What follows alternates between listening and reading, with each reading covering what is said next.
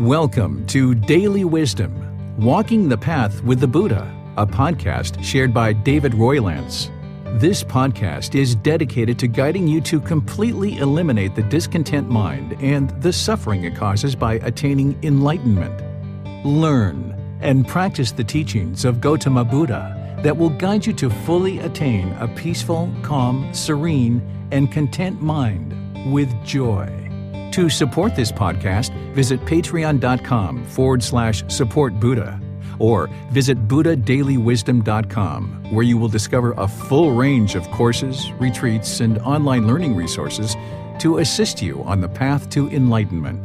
Now, here's our teacher to share more.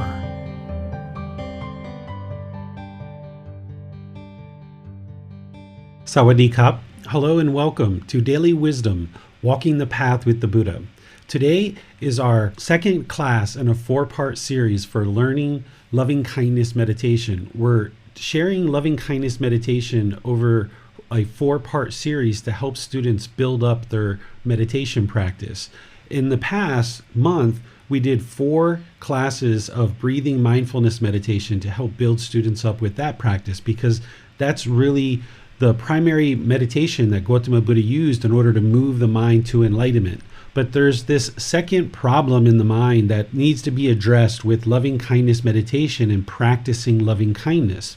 So today is our second class of this 4-part series where I'm going to help you build up your practice. And in order to do that, I'm going to start with just a brief little review of most of what we talked about last week, and then we'll go right into any questions that you guys have, maybe based on what you've been practicing throughout this last week, and then we'll do a guided loving kindness meditation session together. So welcome. I'm really pleased that you guys are all here today. Let's go ahead and talk about the things that we discussed last week, but just with kind of a brief little overview, just to kind of remind you and kind of refresh you. So as I mentioned, there's this primary style of meditation that the Buddha taught, which is breathing mindfulness meditation. All meditation is an active, dedicated, purposeful training session to either eliminate certain qualities of the mind or cultivate certain qualities of mind. And it's really important that you understand what you're doing during your meditations, because if you don't understand what you're eliminating from the mind and what you're cultivating in the mind, you won't really have what you need in order to progress on this path through your meditation practice. As you know, there's many other things that need to be learned and practiced as part of this path, but meditation is a very important aspect of this path. So when you are doing breathing mindfulness meditation, whether it's a standalone session or whether it's part of a loving kindness meditation session like what we're going to be doing today, you're eliminating the unwholesome root or the poison or the fire of craving, desire, attachment. This is how the mind has mental longing with a strong eagerness, and it chases after the objects of its affection. It wants pleasant feelings, and it keeps thinking that the objects of its affection are going to bring those permanent pleasant feelings. But because it's basing its inner feelings on these impermanent conditions, the mind just keeps chasing after this unsatisfactory conditioned pleasant feelings, because these conditioned pleasant feelings, they arise based on some condition, like I got a new car, I got a new pair of shoes, I got a raise at work, I got a new boyfriend, a new girlfriend. There's some condition that's arising this happiness, excitement, and elation. So therefore, when it arises based on this impermanent condition, then those feelings of pleasant feelings are going to change. Then they're going to fade away because they're temporary. They're going to cease to exist.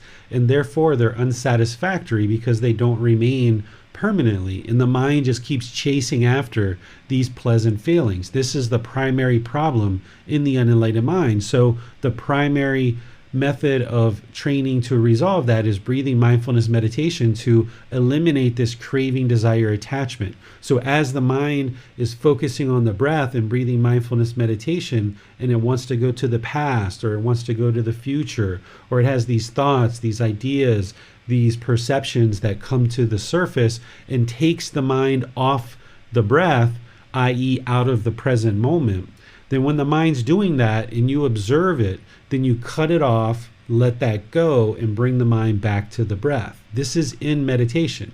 So what you're eliminating is craving, desire, attachment, and what you're cultivating is this mindfulness or awareness of mind, because you become utterly aware of the breath and the thoughts in the breath as you train more and more with this style of meditation, and you can catch the mind sooner and sooner when it's off the breath, and therefore you can let go of the thoughts or going to the past or going to the future sooner and sooner and easier. This helps you to develop concentration or singleness of mind, because focusing on just the breath requires a lot of concentration.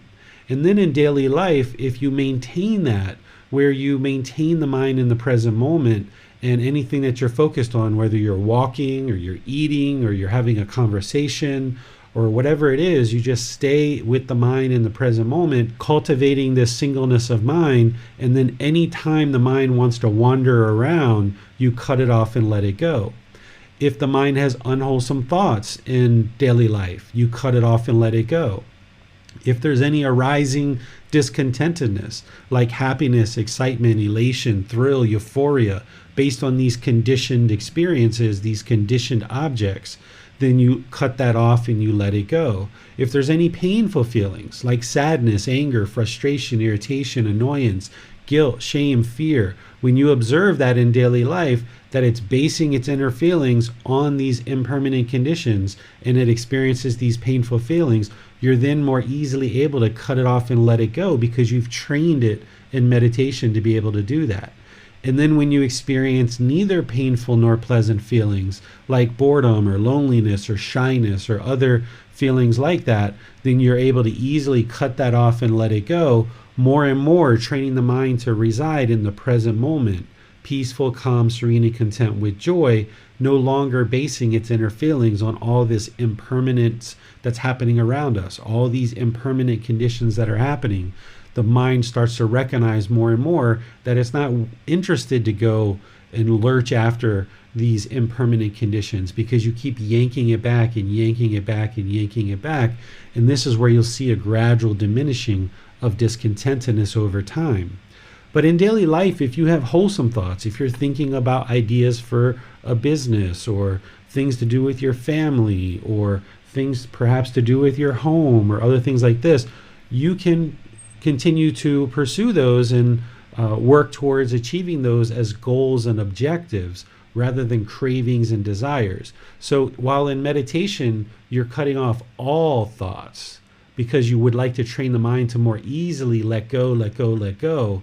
But in daily life, you're only cutting off the unwholesome thoughts.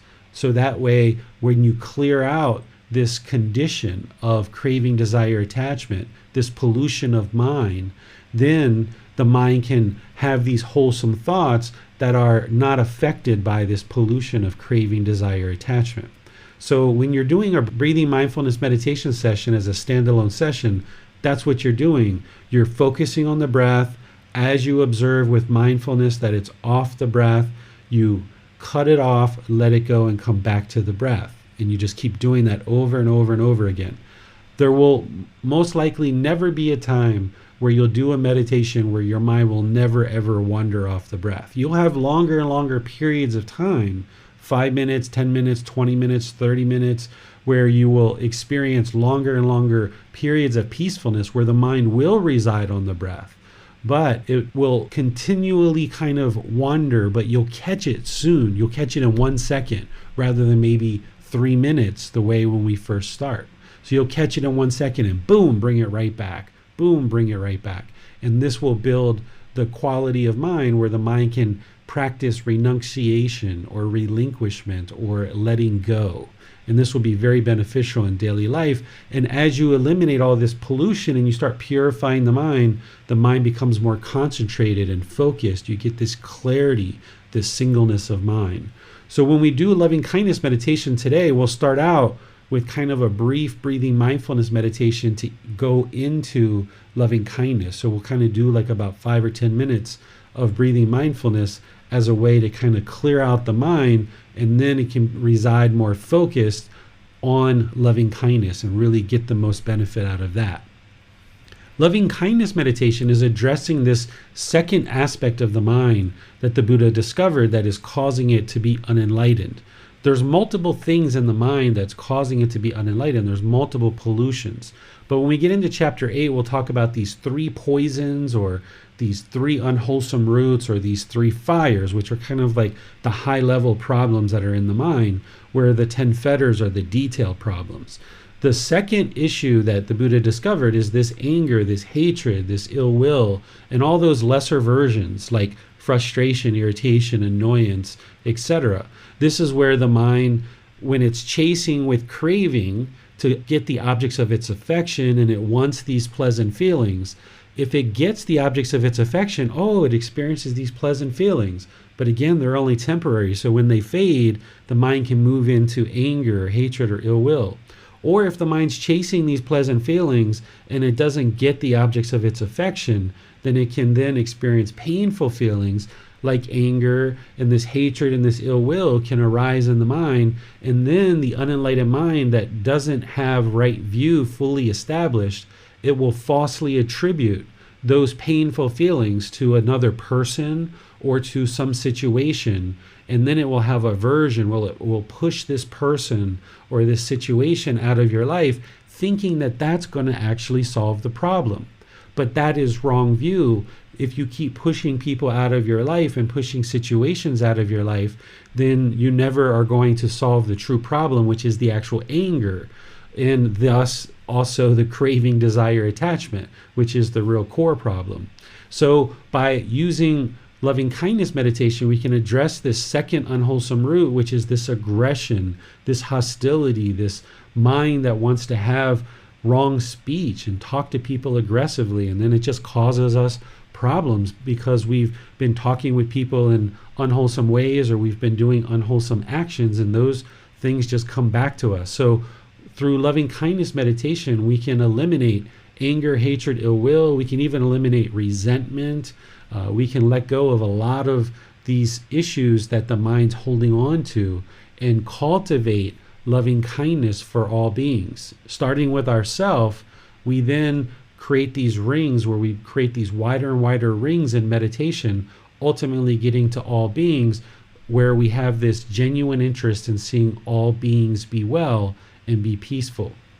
This isn't something that just you snap your fingers in one session, miraculously everything changes, because this ill will, it's what we call a mental object. It's deeply rooted in the mind. So it takes many, many, many, many sessions to practice meditation and kind of break this up, almost like with a jackhammer or, with a chisel or something like that. You're kind of breaking up this ill will more and more through multiple sessions.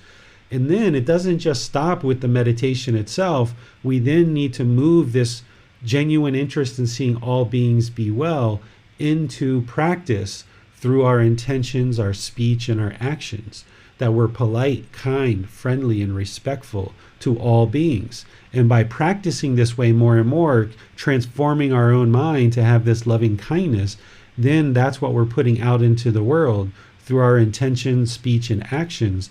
Then that's more and more of what will come back to us. Not that we're expecting that, not that we're waiting for that to occur, but that's what you will observe that will occur because of this natural law of karma. Whatever you put out is going to come back. So if we put out anger, hatred, ill will, hostility, aggression, then that's what's going to come back to us. But if we put out this loving kindness through our intention, speech, and actions, this genuine interest in seeing all beings be peaceful and be well, we have this active goodwill that we practice, then that's what will end up coming back to us. So it's the meditation that we're working to transform our own mind, and then we're able to practice in daily life more easily, breaking down these walls. Because what the unenlightened mind has done is, over time, as it was ignorant or unknowing of true reality, it lacked this wisdom of what the real problem was as we were going through life, and we were falsely attributing these painful feelings to certain people in certain situations around us.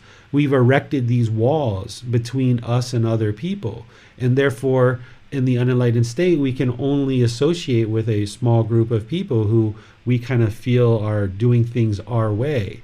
and we've erected these walls and pushed people away with aversion. So what loving kindness meditation is doing is breaking down those walls, so we no longer feel like we need to erect these walls and push people away, that instead we see what the real problem is. The real problem is our own craving, desire, attachment, or our own anger, hatred, ill will, our own ignorance, delusion, confusion, unknowing of true reality, this lack of wisdom.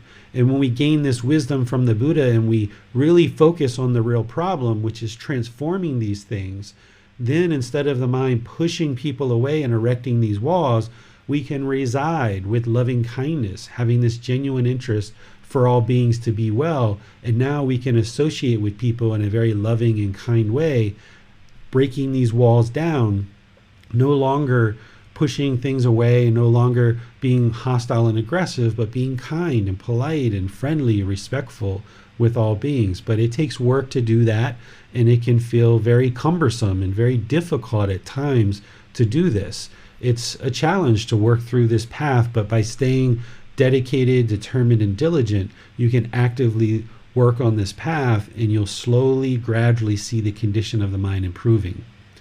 These other two meditations are things that I talk about in future classes, but I just leave them on here so that you know that out of all the meditations that the Buddha taught, there's really these kind of four that I teach in order to help you get to this mental state of enlightenment. And the Buddha primarily taught breathing mindfulness meditation and loving kindness meditation as the two primary forms of meditation that every practitioner will need, because every unenlightened mind is affected with the same three poisons of craving, anger, and ignorance. So we antidote this ignorance with wisdom, learning the Buddha's teachings. Now we get the wisdom that the true problem is craving.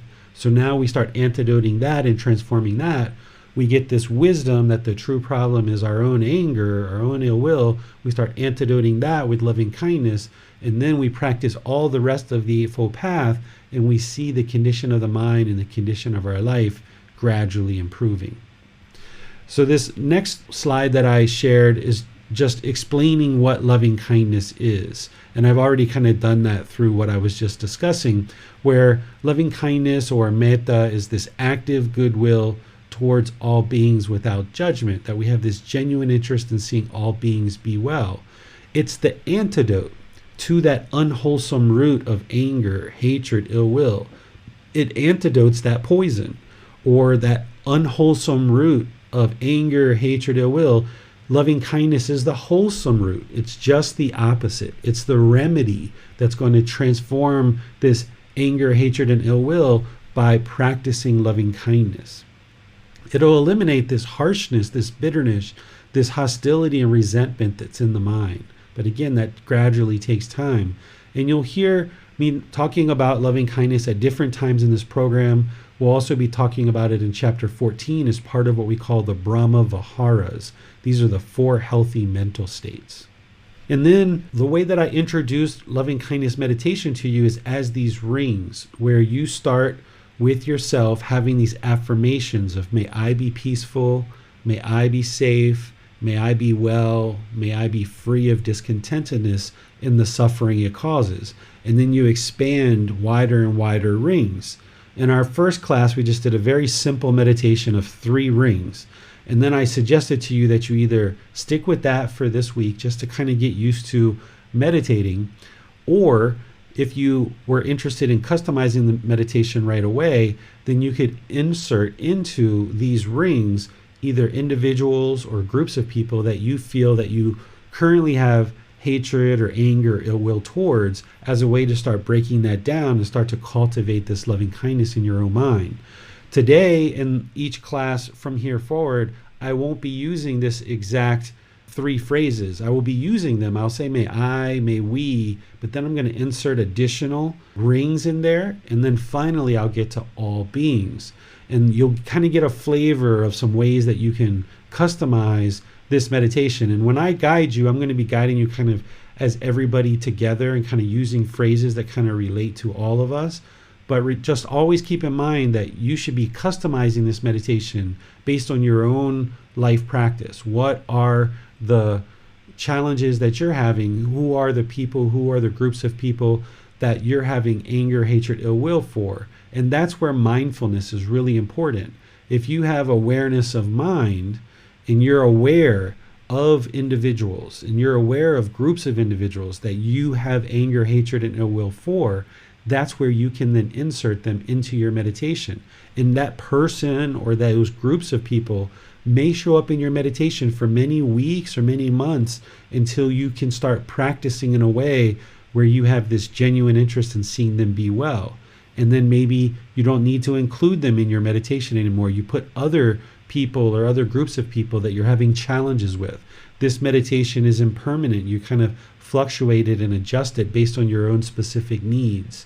And this is where, with mindfulness and awareness, you'll be able to cultivate this active goodwill towards all beings without judgment. And you'll be able to practice in daily life because you've been practicing in meditation to cultivate this loving kindness in the mind, so it then becomes easier for you in daily life with your coworkers, with your friends, with your family and others to be polite, to be kind, to be friendly, and be respectful because you've been on your own cultivating this genuine interest in seeing them be well. You've been cultivating that on your own in your meditation. So now when you're with them, you'll be able to more readily practice in a way with your intention, speech, and actions that isn't causing harm to them.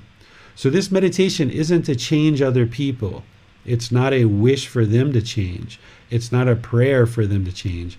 We're actively cultivating in our mind this genuine interest in seeing others be well as a way to eradicate this anger, hatred, and ill will.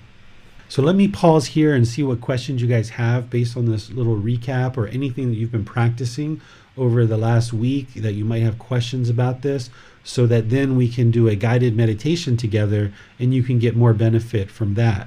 The way that you ask questions is you put those into Facebook, YouTube, or Zoom. In the comment section, our moderators will see that and get your question asked. Or you can electronically raise your hand in Zoom and they'll call on you so that you can ask your question or follow-up question directly. Hi, David.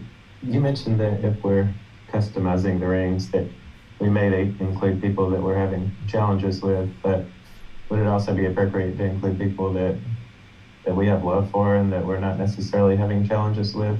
Is that a way to generate loving kindness as well? You certainly can. You can include people that you already have loving kindness for because you would like to kind of amplify that and emphasize that.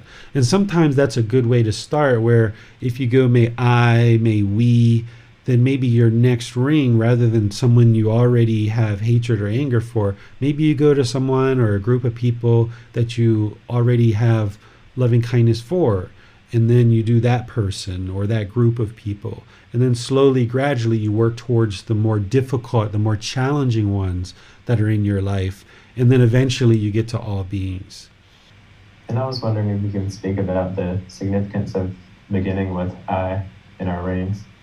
Yeah, the reason why is because in order to have loving kindness for others, you have to have loving kindness for yourself. And a lot of times we walk around in the unenlightened state with this self-hatred or this inner voice, this negative self-talk that kind of degrades our own mind and diminishes us. And we may have loving kindness for others, but there's kind of this inner hatred directed towards your own being, maybe based on things that have happened in the past that the mind's still holding on to.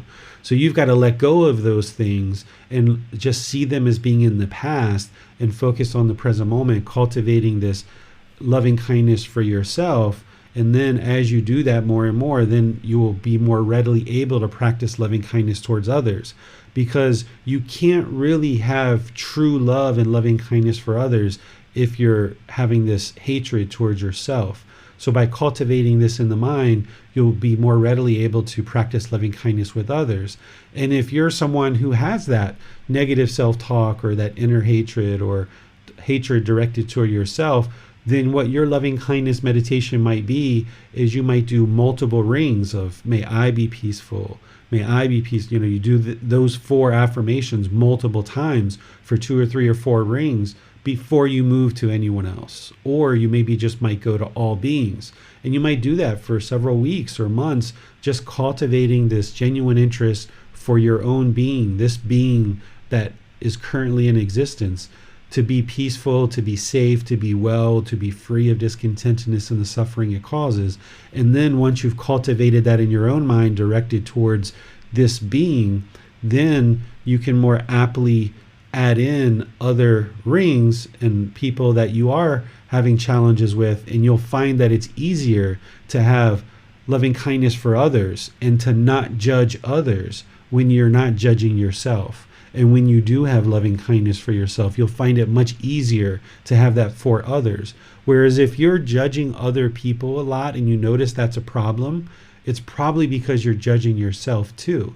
And you have kind of this lack of loving kindness for yourself. So by transforming that, then your outward projection towards others will emanate from this loving kindness rather from this inner hate or judgment that you have towards yourself. So ultimately, it seems like loving kindness meditation is just a tool in our arsenal, and with mindfulness we can learn where to apply that tool. Yeah, you can think of all the Buddha's teachings as individual tools. And when you understand what all of these individual tools are used for and why you're using them and how to use them, then you can employ them as you need. Something like breathing mindfulness meditation and loving kindness meditation, this should be a consistent daily occurrence 2 to 3 times a day for 30 minutes or more. And of course, you're going to need to build up to that. And then as you get used to practicing loving kindness in daily life through your intention, speech, and actions, it gets easier and easier. Initially, it can feel like you're dragging your feet through the mud and there's all these walls that we've erected that we have to break down, and it can be really difficult. But once you break through all of that, it becomes effortless. And then when you're in a situation where if you understand that loving kindness is the antidote to hatred and anger, when other people might have hatred and anger towards you, you know with wisdom that putting anger and hatred back isn't going to solve the problem. That's just going to create more and more problems. So if you understand the wisdom of the Buddha's teachings, that he's teaching you that loving kindness is the antidote for hatred and anger, when you have this hatred and anger being directed at you, you know to practice loving kindness in all situations. And this can help you to clear out the problems that you're experiencing in life. So knowing each one of these tools and how to employ them, you'll be able to effortlessly do that.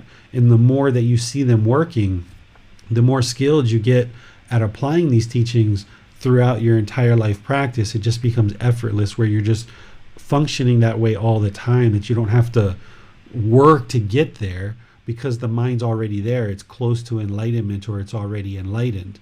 But in the process of doing that, there's a lot of work to get the mind to that position, to that state, to that mental state where it's constantly practicing loving kindness. And this loving kindness, as you notice, it's without judgment. There's no conditions. So you don't have this conditional love or this conditional kindness that I'm only going to be kind if somebody's kind to me, or I'm only going to be respectful if somebody's respectful to me. You should just always be loving and kind, always polite, kind, friendly, and respectful. Because if you have this conditioned loving kindness, then you're only going to get conditioned loving kindness. And this is where the mind can't get to that permanent mental state of enlightenment, because it's practicing based on all these conditions. Whereas if you remove all of that and you just always treat everybody equally with loving kindness, without judgment, without these conditions in place, you're just always polite, kind, friendly, and respectful, then that's what you're putting out. And then more and more, you'll be able to cultivate relationships that are just like that. If we do have conditions, is this an example of craving? Yes, that's craving. Like if you have conditions where you want people to be a certain way and you are conditioning your life practice based on what other people are or are not doing, then your mind is conditioned. It's got certain craving or desires. It wants people to be a certain way, and you're going to base your practice off of what they do. This is why the mind can fluctuate going up and down. But what you would like to get to in this permanent mental state is that you don't base your feelings on these impermanent conditions, but you also don't base your life practice on what other people are or aren't doing. In order to get to this permanent mental state, you need to practice in a way that your practice is permanent, because you understand this wisdom of the Buddhist teachings. And if you understand something like loving kindness needs to be permanent without conditions, then you will be interested to always be practicing loving kindness, because you know that's the best thing for you, even when other people aren't doing that, because there's plenty of people in the world that aren't practicing loving kindness. So if we wait for other people to practice loving kindness before we practice loving kindness, well, that other person, they're waiting for us to practice loving kindness before they practice loving kindness. So we've got this big log jam where everybody's waiting. Is he going to respect me? If he respects me, I'll respect him. Or if she respects me, I'll respect her. So there's like this big log jam. And what you're doing in your life practice is you're trying to ascend above all of that and say, you know what? I'm not going to base what I do on what other people do. I'm not going to base my inner feelings on what is going on in the world. I'm going to ascend above this and get to this point where there's no craving, desire, attachment for people to be a certain way. And I don't have these conditions that I'm only going to treat people a certain way if they treat me a certain way. I'm just going to treat everybody the same. And therefore, then you can get to this permanent mental state and this permanent practice where you're always practicing being loving and kind among all the other qualities of mind of an enlightened person, that they've removed all that pollution, they've purified their mind, and they're now practicing in a way that's permanent. Thank you, David. Let's go to Basim now for our Zoom questions. Thank you, James. I have a question from Miriam. She says, what is the difference between setting a boundary and not wanting someone in your life versus your comment about not pushing people out of your life? I understand that pushing people away or avoiding situations doesn't necessarily address the anger or frustration that stems from within. From past experience, I tend to learn and actually change when I am in the middle of a hard challenge or when a difficult person is in my life, rather than avoiding it by pushing it away or ignoring it. I understand that we do not want to continue relationships if they are causing harm. Basim, can you repeat the very first part of that question? I understood there's this one thing, and then she's asking what's the difference between that and pushing people away with aversion. The first thing is setting a boundary and not wanting someone in your life. Okay, setting a boundary. Okay, so setting a boundary, in the way that I understand boundaries, depending on how people think of these, that's a craving, desire, attachment. That's wanting people to be a certain way. If you have certain boundaries, and James has certain boundaries, Miriam has certain boundaries, I have certain boundaries, Rick has certain boundaries, that means all the people who interact with you, they have to go around and figure out where everyone's boundaries are. This can make the mind utterly confused, because everybody's got all these different boundaries, and we have to figure out where everyone's boundaries are. Now, I'm not talking about boundaries in terms of things like sexual contact or things like that, because that's obviously moral conduct. But if there's certain things that you do or do not want in your life, that's craving, desire, attachment. That's conditioned experiences that the mind's looking for. What the Buddha is teaching is that we all can practice in a way that we're not putting these expectations on others. We're not putting these wants and these expectations, these demands on others, because when we do that, then we're really limiting the people who can participate in our life and that we can interact with. If we have certain boundaries, that means we have to go around and teach everybody what our boundaries are. Instead, we just operate through these natural laws of existence that are based on wisdom, moral conduct, and mental discipline. And when we operate through these natural laws of existence, then we know how to function in the world. And if other people are, for example, practicing a lack of wisdom or a lack of moral conduct or a lack of mental discipline, then we just make a choice of whether to continue to be involved in that person's life or not. What aversion is falsely attributing these painful feelings that the unenlightened mind experiences to this other person or to this situation. And because the mind thinks that this other person caused the painful feelings, or this situation caused the painful feelings, it then pushes that out of the person's life. And now you find it where you're not going to be able to associate with very many people because you've got these boundaries, you've got this false assumption, you've got this misperception, you've got this delusion or this unknowing of true reality that this other person didn't cause the painful feelings, but instead you caused it yourself through craving, desire, and attachment, wanting things to be a certain way.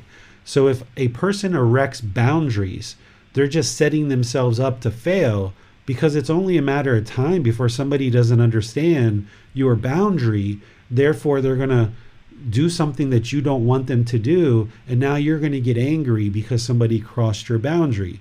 Instead, we can just be loving and kind and practice this wisdom, moral conduct, and mental discipline, realizing that people are all at different stages of development. People have evolved at different ways. People have different opinions. They have disagreements, and that's okay because that's part of impermanence. And while we can choose with discernment to include people in or out of our life, if we set up these boundaries, then we have to go around and teach everybody what those boundaries are. And this can be very cumbersome for you, and people will find it to be very cumbersome to associate with you because you're constantly erecting these boundaries, and then these boundaries are impermanent. You can't erect a boundary and it be permanent, so it's constantly changing. So not only do you have to go around and teach everybody where your boundaries are, but then when you start changing your boundaries, you have to go back around and constantly retrain everybody what your boundaries are. Instead, you can just operate through wisdom, moral conduct, and mental discipline, and then just choose who to associate with and who to include in your life. But if you choose to not associate with somebody, you shouldn't do that because of your own anger, your own frustration, because that's not being caused by the other person. It's actually being caused by your own craving, desire, attachment. So when you understand where the real problem is, which is in your own mind, then you don't have to create boundaries for other people because other people aren't the problem. The real problem is in our own unenlightened mind. And when you resolve that and you understand how to practice with wisdom, moral conduct, and mental discipline, then you can associate with anybody and the mind can be at ease and peaceful no matter what. You just might choose to associate with more wholesome people, and if people are into unwholesome things, you might choose to not associate with them, but you're not looking down on them. You don't think they're a bad person. You still have loving kindness and compassion for them. You just know that the decisions they're making would cause unwholesome results for them. So therefore, if you choose to be associating with them, then it's going to cause unwholesome results for you. So I suggest people not subscribe to this kind of modern way of people saying that you need to erect boundaries, because this is essentially craving, desire, attachment. This is essentially aversion, creating this wall between you and other people. And now anybody that wants to associate with you, you have to teach them all these boundaries. And that's very cumbersome to be able to do and very challenging because they would always be constantly changing. So when you let those things go and you can just practice with wisdom, moral conduct, and mental discipline, the mind can be at ease and peaceful. Question from Rick. He says, I have been adding goodwill, loving kindness to my meditation practice for several years, but often feel like I'm just saying a series of statements without actually feeling or experiencing the intention behind it. Is there anything I can do to deepen the experience and feelings of goodwill, loving kindness? One thing you might try, Rick, is doing visualizations while you're doing the affirmation. One of the things that I used to do is I used to envision like syrup kind of coming over the body. So if I was doing may I be peaceful, I would envision this syrup of peacefulness coming over the body and kind of dripping all over the body. And this syrup of safety, of being well and being free of discontentedness. And then when going through the rings, I would visualize that same syrup coming over the individual rings of people or groups of people. And this really helped to put the mind more in touch with what I was cultivating in the mind. And then it's really important to then go out into the world and practice in a way that is with loving kindness and compassion.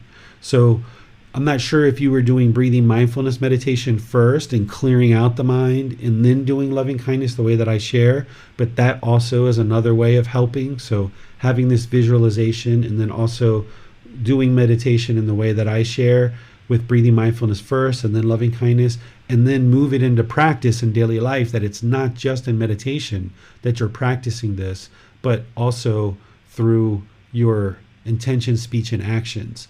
And then the last thing I'll share on this topic is remember that this is a comprehensive practice.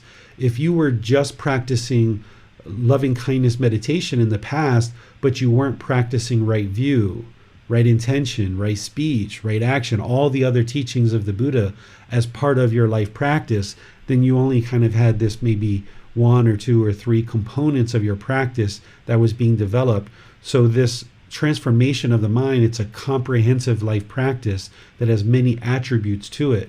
And as you learn and develop your entire comprehensive life practice, when you have something like loving kindness meditation on board, then combined with everything else, when you understand how to practice loving kindness as part of right intention, for example, or as part of right speech, or as part of some of these other teachings, then it can be more firmly rooted in the mind, and you don't feel like you're just kind of repeating affirmations. Because for a long time, I had those same exact feelings as you, that I was just saying statements just to say them, and I didn't know what to do outside of meditation now that I had cultivated this. And it wasn't until I understood the entire Eightfold Path and practiced it that I could now take this meditation practice and now further develop the loving kindness in the mind through an entire comprehensive life practice. So it's the entire comprehensive life practice that'll really bring this full circle. And then by you practicing in a way in daily life that is more loving and kind, that will help you in your meditation. And then your meditation will become more developed. And then you can practice in daily life more. So it's like this cyclical effect that they feed off of each other. Thanks, teacher. No more questions for now. Okay. Well, let's go ahead and do a breathing mindfulness meditation session together and then move into loving kindness meditation. So as I mentioned, I will guide you guys in that breathing mindfulness meditation first, and then I'll leave you on your own like I normally do to do that work for 5 or 10 minutes or so. Then I'll come back in with the guidance of loving kindness meditation, and then on the backside of that we'll do some more loving kindness meditation. And then of course I start with chanting and end with chanting, and we're going to get to that in a few Wednesdays from now to help you understand how I practice chanting and why I practice it, so that you'll understand that a bit more. So if you'd like to go ahead and take a position for meditation, whether it's seated, lying, or standing, those are usually the three positions that we do loving kindness meditation in. If you're on the floor, you might put a cushion under your rear and get your rear up in the air. That will lessen the angle at your hips, your knees, and your ankles. And when you cross your legs on the floor, just be sure they're kind of lightly crossed. You don't want them to be real tight, because that'll block the circulation. It'll make it more challenging for you to maintain your meditation position if the circulation isn't flowing in the legs.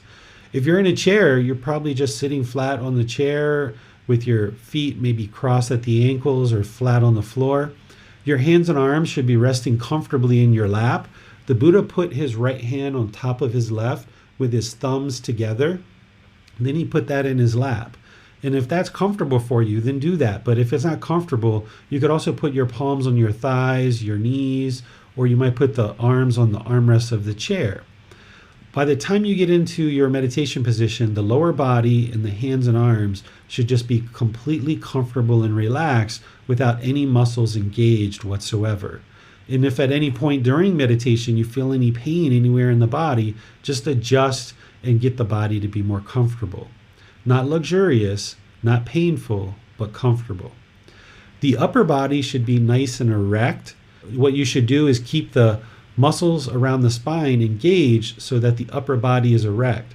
This keeps the mind attentive and alert during meditation, because meditation is real active. It's an active, dedicated, purposeful training session where you're eliminating certain qualities of the mind or cultivating certain qualities in the mind. So we would like to keep the mind active and attentive, and the way that you do that is by keeping the body erect, and that will keep the mind attentive and alert during meditation. Remember, the mind is the boss, the body is the employee. If the body is luxurious, it's not going to want to take us to go see the boss. If the body is painful, it's not going to want to take us to go see the boss. So we keep the body attentive and alert through erecting the muscles around the spine, and this allows the mind to stay attentive and alert during meditation as well. From here, once you have the body in position, just close the eyes and start breathing in through the nose and out through the nose. Nice, gradual, steady breath. Breathing in, out. Breathing in, out. Your breath isn't going to necessarily sync up to the guidance that I'm sharing. This is just as a reminder to kind of cue you to breathe in through the nose and out through the nose. You're not interested in forcing the breath or controlling it.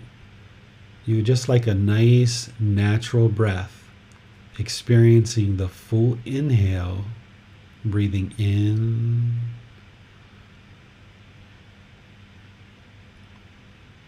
experiencing the full exhale, breathing out.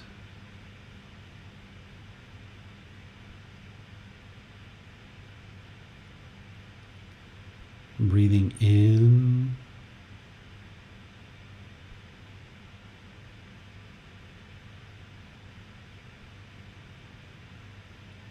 and out.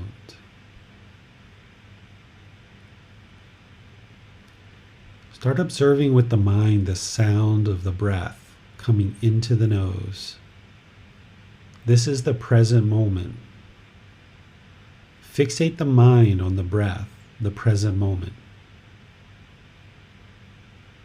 Breathing in and out.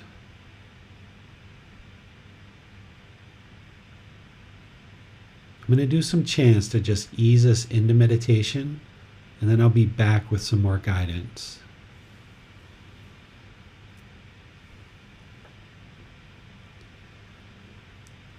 Arahang Samma Sambuddho Bhagava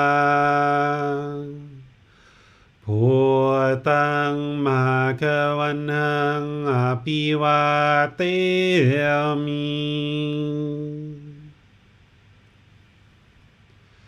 Savakato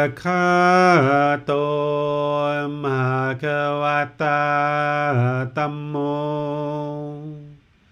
Dhammang Namasami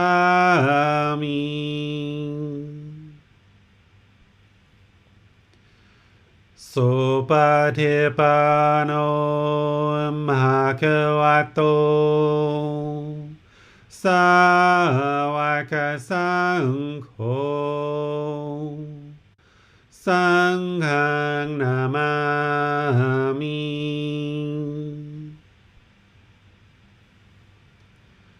Namo Tassa Bhagavato Arahato Samma Sambuddhassa Namo Tassa Bhagavato Arahato Samma สัมพุทธัสสะนะโมตัสสะภะคะวะโตอะระหะโตสัมมาสัมพุทธัสสะอิติปิโสภะคะวะอะระหังสัมมาสัมพุทโธวิจาจารณังสัมมุโนสกขาโตโรกาวิโตอนุเตโรปุริสานามาสติสัตตาตาวามนุสนังพุทโธภะคะวาติ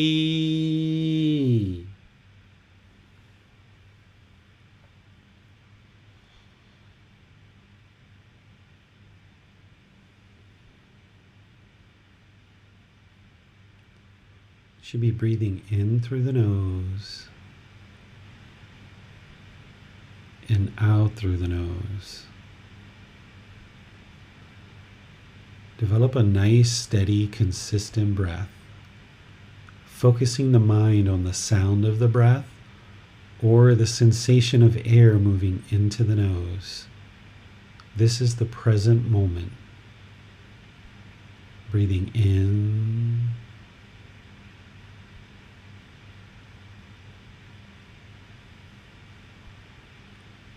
and out.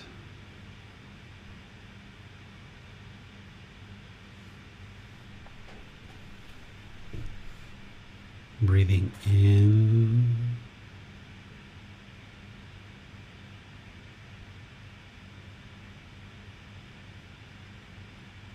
and out.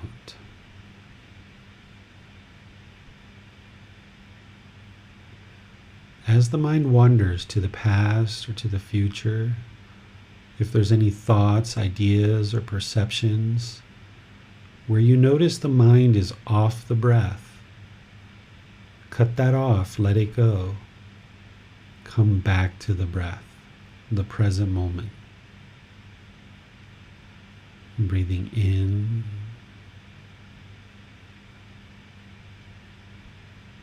and out.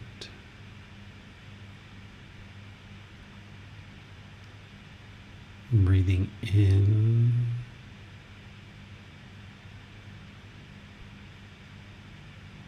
and out. I'm going to be quiet now for a while. Let you do this work, focusing the mind on the present moment. There's nowhere to go. There's nothing to do. No one needs you right now. Focus on the breath, the present moment. Breathing in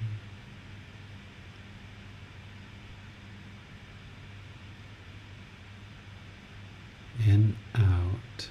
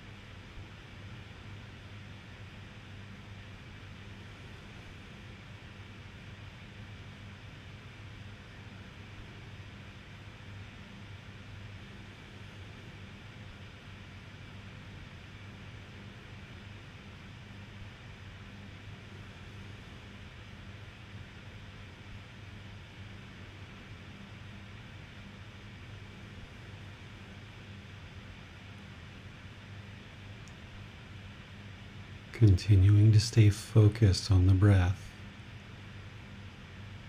Breathing in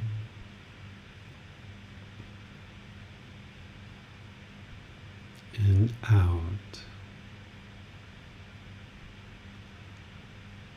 Repeat this affirmation in the mind on the out breath. Breathing in, may I be peaceful.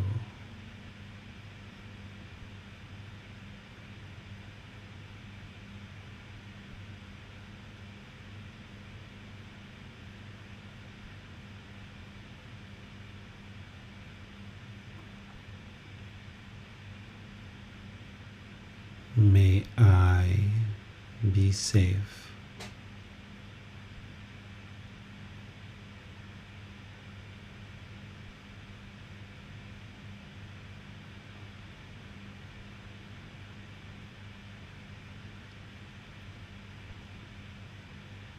May I be well.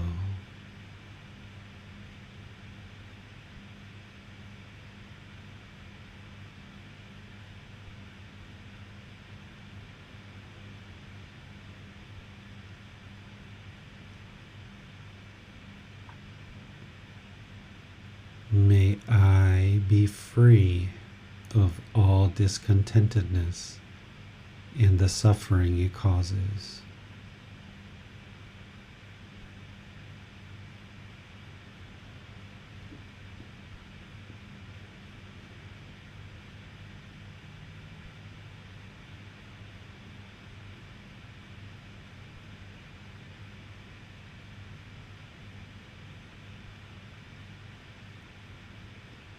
May we be peaceful.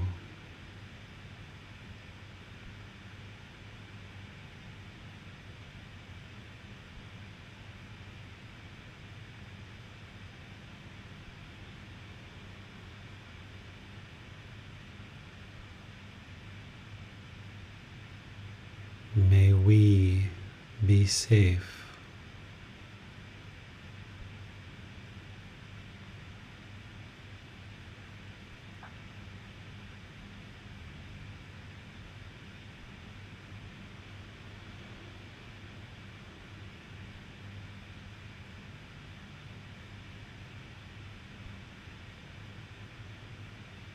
May we be well.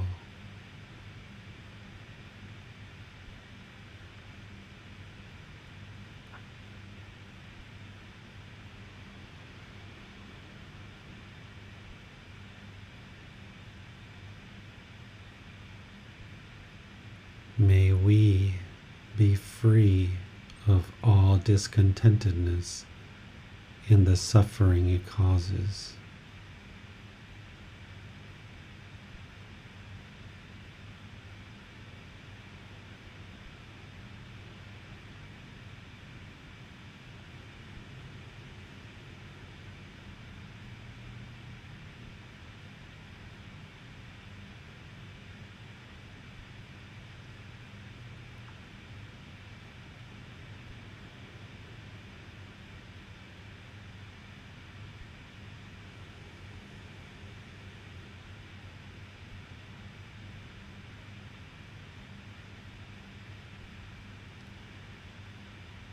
May my family be peaceful.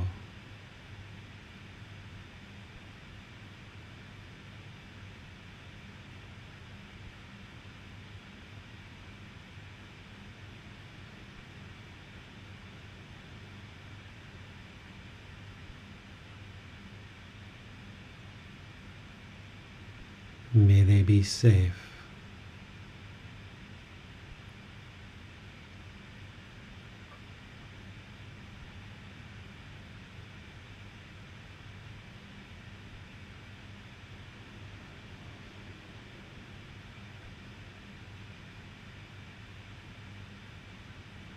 May they be well.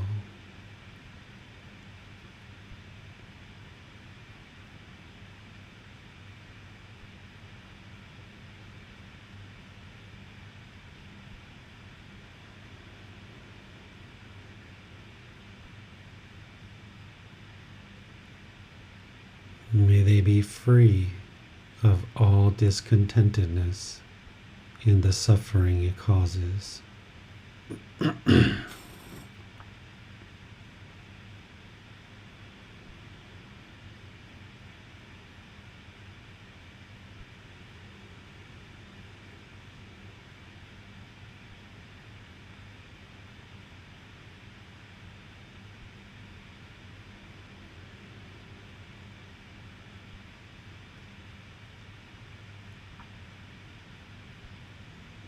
May my friends be peaceful.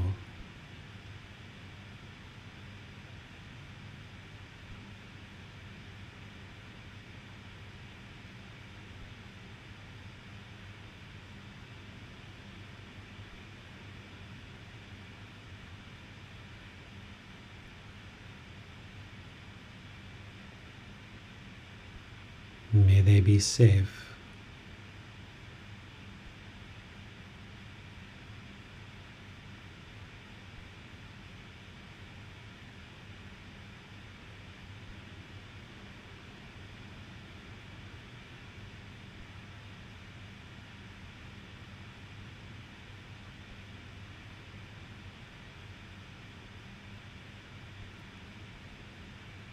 May they be well.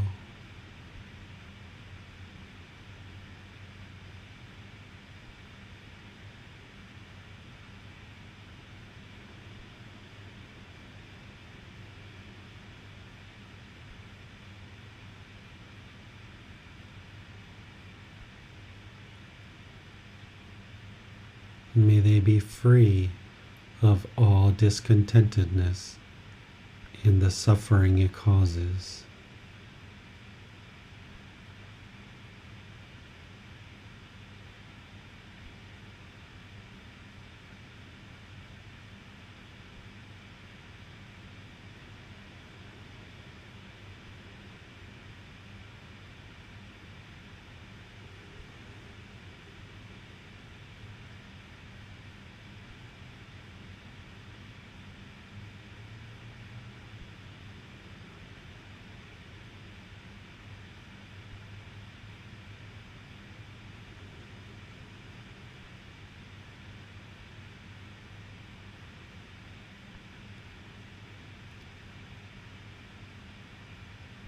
May all my co-workers be peaceful.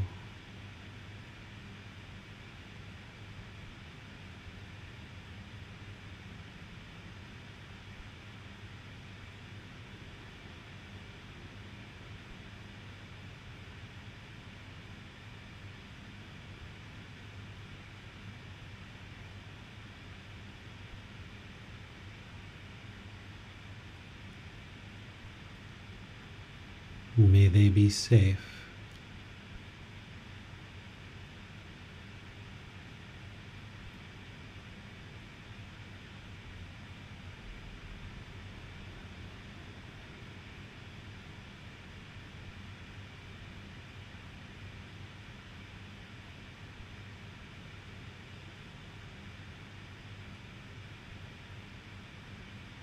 May they be well.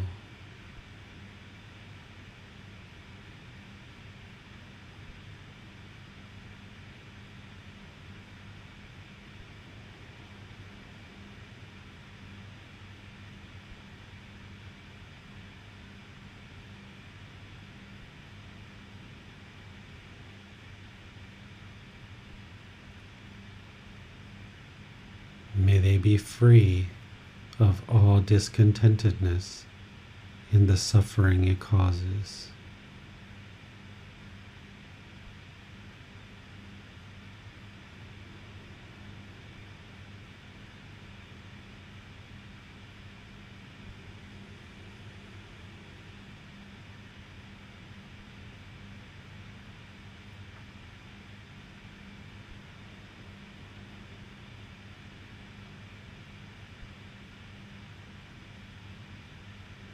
May all beings be peaceful.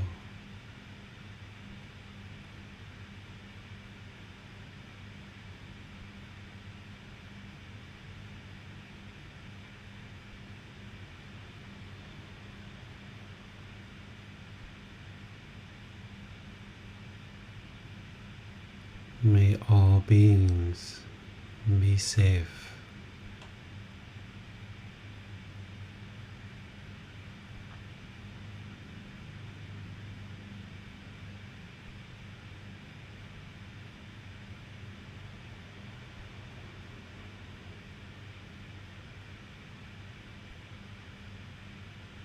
May all beings be well.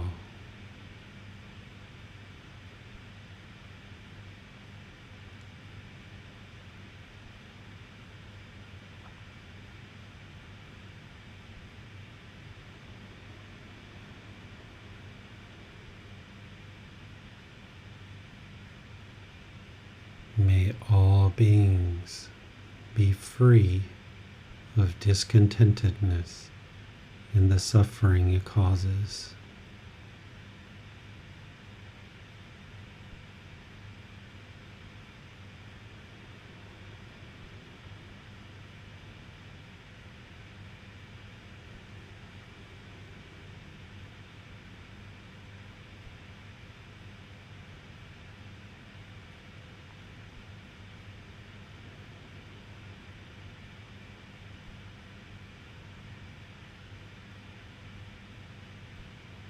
Now go back to breathing mindfulness meditation, focusing on the breath,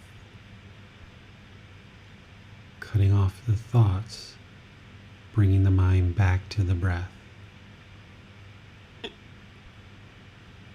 Breathing in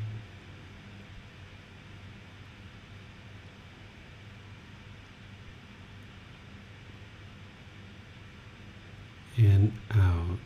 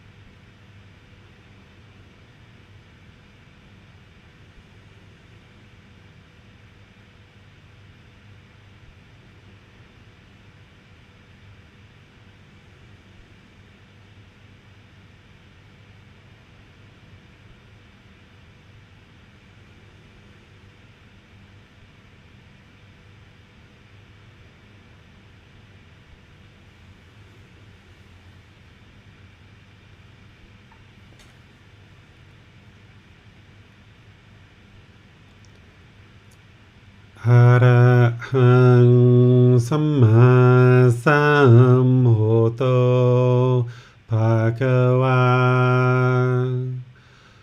พุทธังภะคะวันหังอภิวาเทมิสวากขาโตภะคะวะตาธัมโมธัมมังนามาสามิ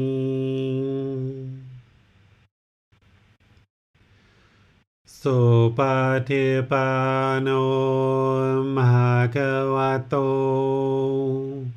สาวกสังโฆสังฆังนามามิ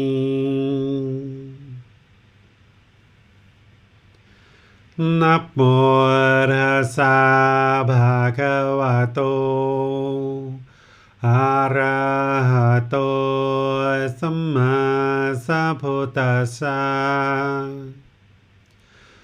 นะโมตัสสะภะคะวะโตอะระหะโตสัมมาสัมพุทธัสสะ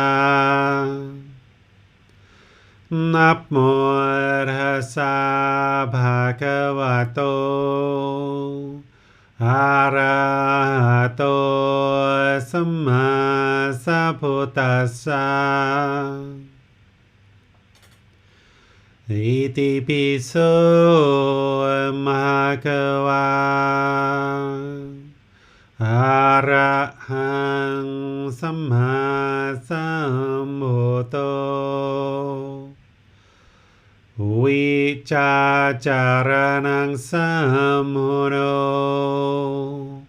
สัคขะโตโรกาวิตุอนุเตโรภูริสาตัมมาสติสัตตาตวามนุสรังพุทโธภะคะวะติ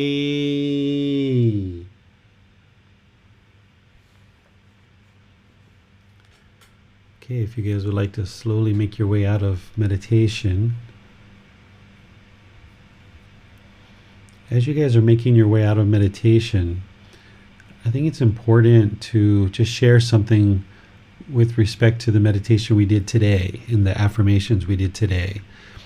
You heard me share, may my family be peaceful, may my friends, my coworkers. As part of practicing non-attachment and as part of practicing this entire path to enlightenment, it's important that while you might use the words my family or my friends or my coworkers, don't allow the mind to associate them as being mine or belonging to you, because the family members, the friends, the coworkers that you have, they're people that you're associating with now and that are part of your life, but they aren't going to necessarily be in your life for a longer period of time. Friends are going to come and go, coworkers are going to come and go, even family members are going to come and go. They're going to live, they're going to pass away. Your relationships in your families will ebb and flow. Whereas if the mind truly thinks that these are my family or my friends or my coworkers, there's a tendency for the mind to hold on and cling, have this attachment, wanting them to be permanent. So while we use these words sometimes, it's important to understand that the English language is somewhat unfitting to really describe what we're experiencing and what the mind needs to practice in order to get to enlightenment. So you might say, this is my son, or this is my partner, or this is my mom. These are words that we use in order to help people understand our connection to the world around us and the people around us. But when you say those words, be sure that the mind understands that it's not my mom. She doesn't belong to me. Or it's not my son or my daughter. They don't belong to me. They're their own individual being. These aren't my coworkers. They're people that I work with, in order to accomplish the goals and objectives that I'm working on right now. So this is an important thing, that as you speak and as you talk, that you start to understand that certain language that we use isn't really fitting to really describe what we need to cultivate in the mind. We need to cultivate in the mind this letting go and this non-attachment, realizing that all of these beings are individual beings making their own independent decision. And if we think of them as mine, there's a tendency for the mind to hold on to them, and thus wanting them to then be a certain way.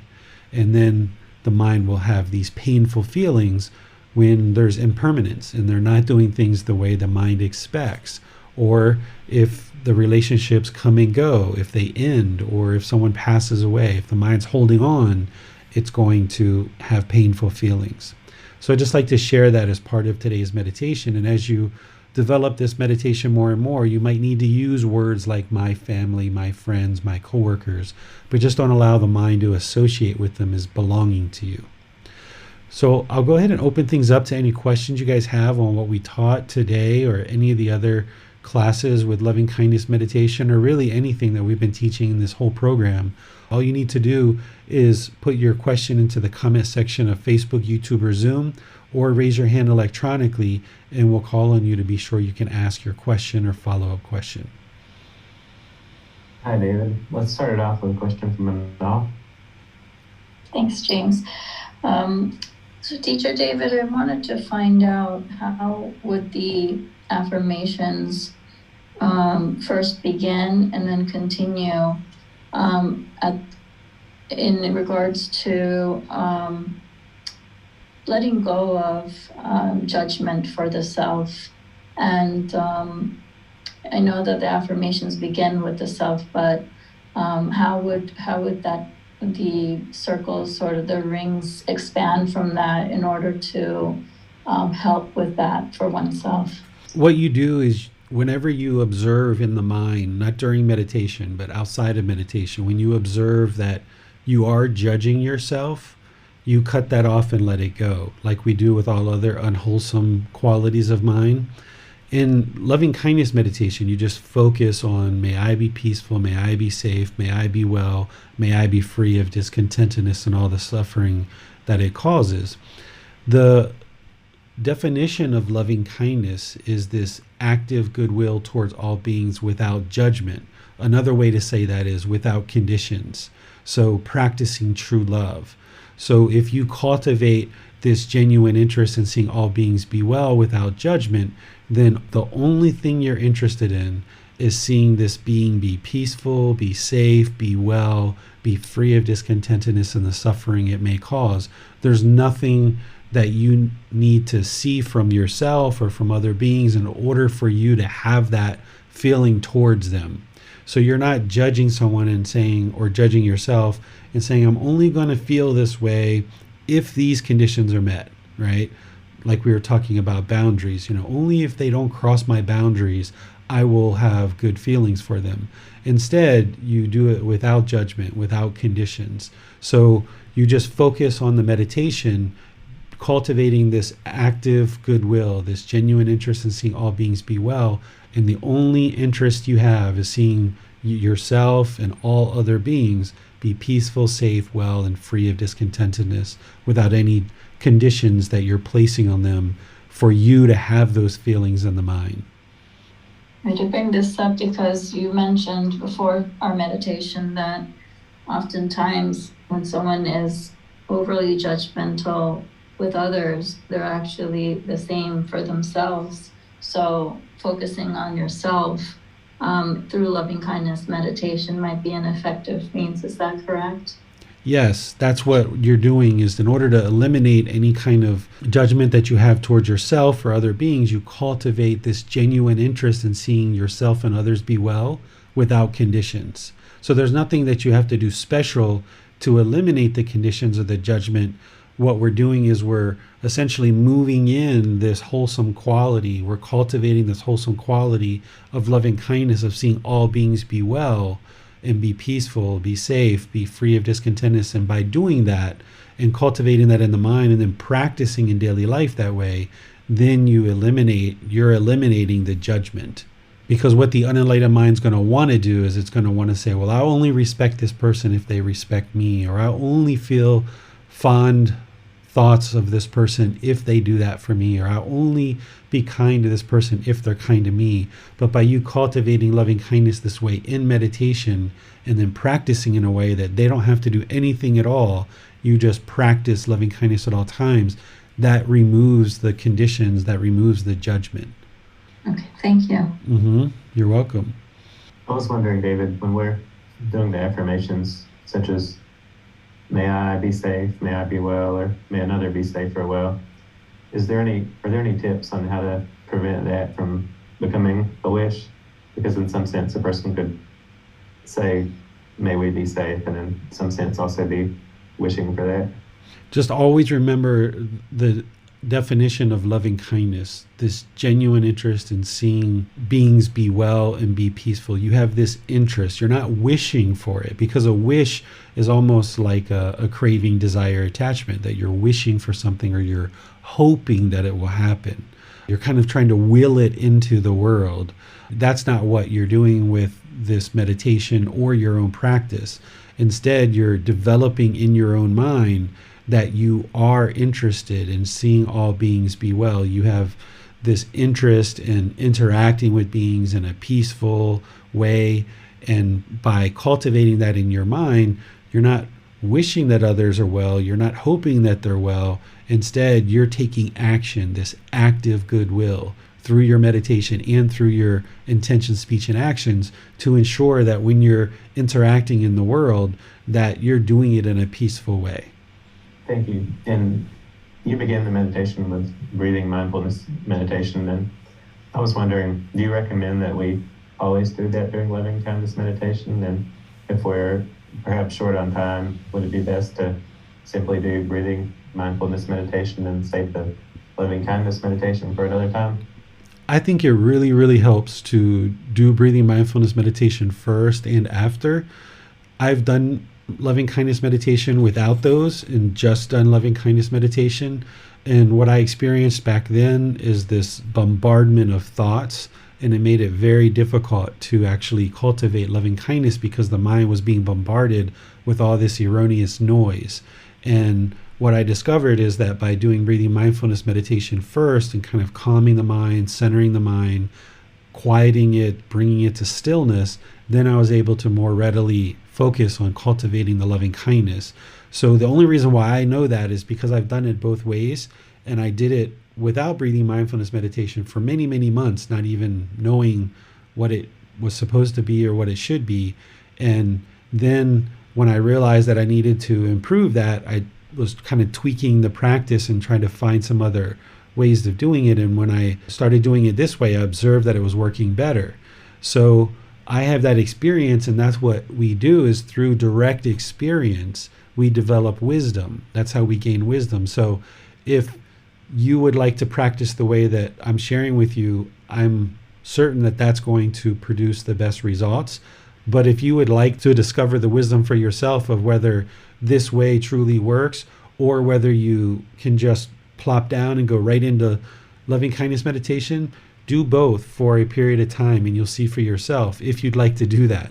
I've already done that work, and I can confirm for you that just doing loving kindness meditation by itself isn't really as effective. But if you would like to try it, you can do the way that I'm sharing with you for many weeks or months, and then after that, then try to do just loving kindness meditation by itself at certain points and see what are the results that you experience, and maybe do that for a week or two. And I think you'll see that this way works best. So if I was doing loving kindness meditation, which I only do in classes now, I don't really need to do this one anymore, but I did it for a really long period of time. If I was going to do loving kindness meditation, I would do it the way that I know works, which is with breathing mindfulness meditation and loving kindness, and then more breathing mindfulness.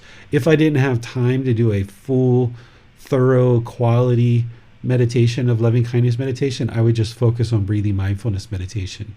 And then when I had the time and I made the time, I would make sure that I do a full scale loving kindness meditation. Because if I'm going to do something, I'm going to do it with really good quality and not try to kind of just do loving kindness by itself. But you can try it and see what you feel. As I've taught many times, don't ever believe me about anything. Is practice and see for yourself. And the way that you see for yourself is you test these things. Do what I'm sharing with you for several weeks or months, see how that affects the mind. And then if you would like to try just loving kindness meditation by itself, do that and see how it affects the mind. And then you'll know the truth for yourself. You won't be believing me, but you'll see the truth. Thank you, David. Let's go to Boston now for our Zoom questions. Marian has a question. She says, thank you for that beautiful meditation. I'm curious why we were directed to say the affirmations on the out-breath rather than the in-breath. Is there any significance between doing it one way or the other? I've always done it on the out-breath, and it connects back to what I was talking about with Rick, because I used to envision this syrup coming over the body of either my body or the individual or the group of people. So the out-breath was kind of like this syrup, this outward direction, because a practice of loving kindness, it is directed outward. It's this genuine interest in seeing others be well, and of course yourself too. But there's this intentions, the speech, this action where you're practicing loving kindness, you're putting it out into the world. So I always have done it on the out breath and envisioned this syrup coming over the body. But once again, you can try it both ways and see what works best for you. Try it on the out breath for several weeks, see how it affects the mind, and then try it with the in breath for a few weeks and see how that affects the mind. And then you'll have the wisdom of what's working best for your mind. And then you'll know the truth, what's working best. Thanks, teacher. No more questions. All right. Well, I'll just thank you guys for attending today's class and encourage you to continue to practice both breathing mindfulness meditation and loving kindness meditation, because this is what's transforming the mind from craving, desire, attachment. You're going to be letting go of that through breathing mindfulness meditation, cultivating this mindfulness and concentration, and then with loving kindness meditation, letting go of anger, hatred, ill will, and then arising this loving kindness or this active goodwill towards all beings, this genuine interest in seeing all beings be well.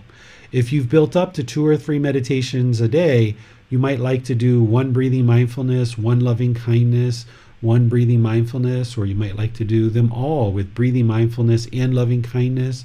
You can kind of decide for yourself. You don't have to make a plan right now and then stick to that permanently.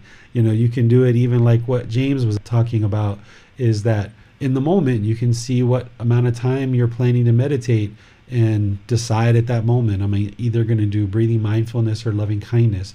But be sure to integrate this into your practice more and more and more as you progress, because you're going to need this to eradicate craving. You're going to need it to eradicate anger. And then what I'm sharing with you is the wisdom to help you eradicate the overall ignorance. And more, you'll get more and more wisdom of the Buddhist teachings of how to eradicate all of these issues in the unenlightened mind, and you'll start gradually observing more peacefulness coming into the mind, whether it's a few seconds, a few minutes, a few hours, a few days, a few weeks, or what have you. You'll start noticing more and more time expanding where the mind becomes more and more peaceful. We're going to be talking about this on Sunday in our class, which is chapter 3.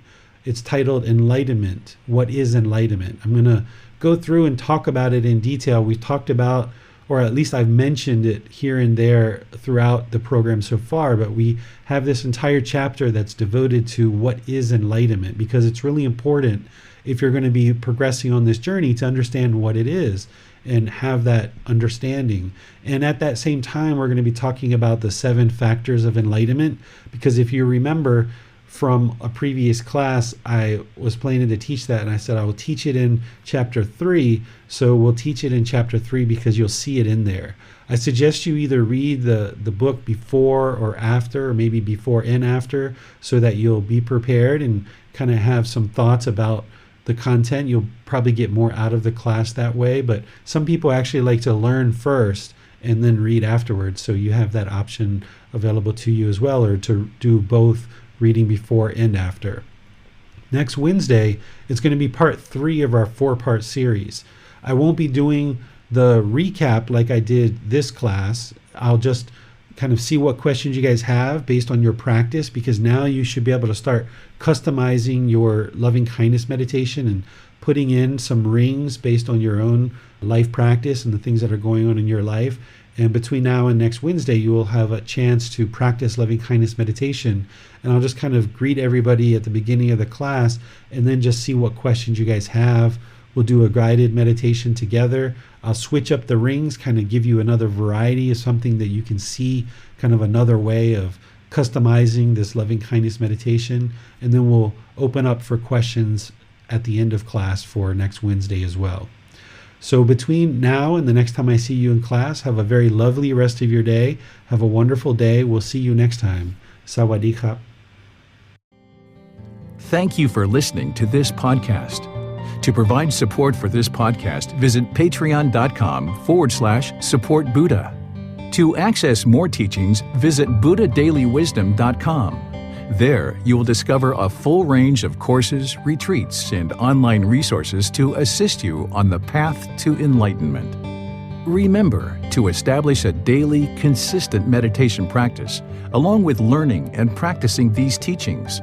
A well-developed meditation practice is the foundation in which to train the mind to attain enlightenment.